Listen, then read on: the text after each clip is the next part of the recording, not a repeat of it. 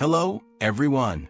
Welcome back to Canada Immigration Daily, your go-to channel for the latest updates on Canadian immigration. We hope you're doing great. In today's detailed discussion, we will cover two major topics: the new Open Work Permit, OWP, restrictions, and the evolving challenges faced by provincial nominee programs, PNPs. These changes significantly impact international students, foreign workers, and aspiring immigrants. Make sure to watch the entire video, and don't forget to like, share, comment, and subscribe to stay informed on the latest immigration news. New Open Work Permit restrictions effective January 21st, 2025. Canada has long been known for its inclusive immigration policies, but recent developments signal a strategic shift.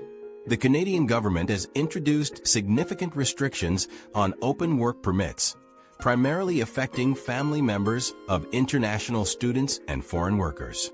These measures aim to manage housing affordability, infrastructure strain, and the overall volume of temporary foreign workers. Let's break down what this means for potential applicants. 1. Restrictions on open work permits for family members of international students.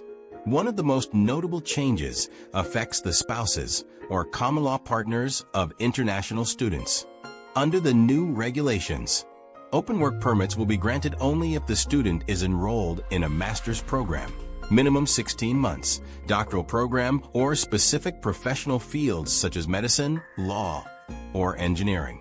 Spouses of students pursuing diplomas, undergraduate degrees, or other non-eligible programs will no longer qualify for open work permits. The rationale behind this change is to prioritize skilled professionals in essential fields, aligning with Canada's economic goals. 2. Changes for families of foreign workers. Similar restrictions apply to foreign workers' spouses. Key changes include: open work permits will now only be issued if the primary applicant is employed in high-skilled occupations under National Occupational Classification, NOC, TER 0 or 1, senior management and specialized roles. Certain TER 2 and 3 occupations, particularly in healthcare, construction, and natural sciences, may also qualify. The foreign worker must have at least 16 months remaining on their work permit when applying for their spouse's OWP, ensuring stability for families. 3. Exceptions and alternative pathways. While these changes present challenges, there are exceptions. Spouses of applicants covered under free trade agreements and those in the process of obtaining permanent residency remain eligible for OWPs. Families transitioning to permanent residency can continue benefiting from OWPs under existing rules. Applicants should explore alternative pathways, including employer-specific work permits or studying in eligible programs to enhance eligibility. 4. Broader impacts on immigration policy. Canada projects that 50,000 to 100,000 fewer open work permits will be issued over the next 3 years. This aligns with the government's strategy to manage immigration sustainably while addressing concerns over housing and infrastructure. While open work permits remain attractive due to their flexibility, these restrictions will undoubtedly impact many international students and workers planning to bring their families to Canada. Before we move on to the next topic, if you find this information useful, make sure to hit that like button and subscribe for more detailed updates. Provincial nominee programs, challenges and adjustments in 2025. Provincial immigration policies are also experiencing significant shifts. Provinces such as Manitoba and Newfoundland and Labrador are calling for higher immigration allocations in response to reduced targets. Additionally, delays in the Northwest Territories' PNP reopening and adjustments in New Brunswick's programs highlight broader challenges affecting newcomers. Let's examine what's happening across Canada's provinces. 1. Reduced provincial immigration targets for 2025. Each year, Canada's Immigration Levels Plan outlines the number of newcomers provinces can welcome. However, in 2024, Immigration Minister Mark Miller announced a 50% reduction in PNP allocations for 2025. This means Provincial immigration targets have been slashed in half, affecting application intake and processing times. Many provinces have paused or delayed their PNP draws, with only Manitoba conducting one so far in 2025. Economic implications. Reducing immigration levels could impact labor markets, as PNPs play a crucial role in filling workforce shortages. 2. Delays in the Northwest Territories PNP. The Northwest Territories had planned to accept 100 applications for provincial nomination by January 16, 2025, but this has been postponed. The delay highlights how reduced allocations are affecting provincial immigration strategies. 3. Adjustments in New Brunswick's immigration programs.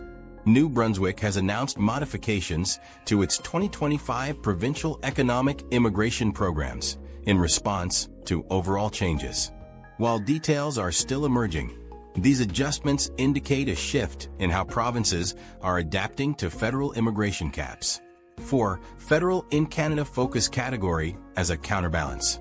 To offset reduced provincial allocations, IRCC introduced the In Canada focus category under Express Entry.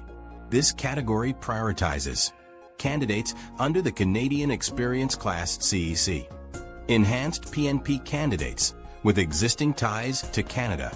A total of 82,890 admissions in 2025 under this category. While this initiative helps, it does not fully compensate for the reduced PNP allocations. Provincial governments must navigate these challenges while advocating for higher immigration limits.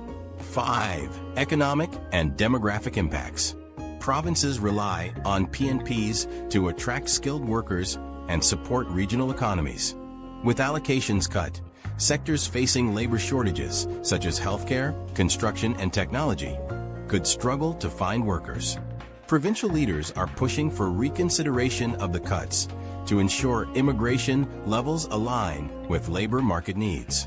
Before we continue, if you appreciate these in-depth insights, drop a comment below with your thoughts and make sure to share this video with others who might find it useful.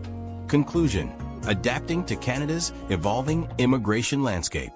The 2025 changes to open work permits and provincial immigration levels mark a pivotal shift in Canada's immigration policy. While these restrictions pose challenges, they also reflect the government's intent to streamline immigration processes while managing economic and infrastructure concerns. Here's what prospective immigrants should consider.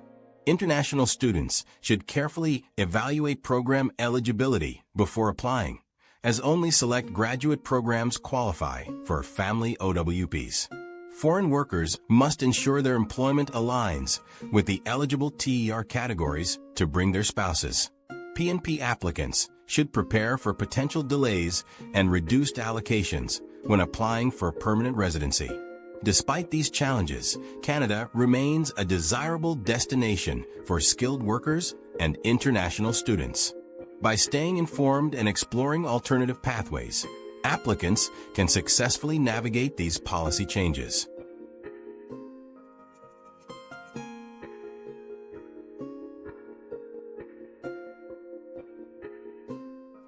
That's all for today's update. What are your thoughts on these new regulations? Let us know in the comments. Don't forget to like, share, and subscribe to Canada Immigration Daily for regular updates. See you in the next video. Until then, take care.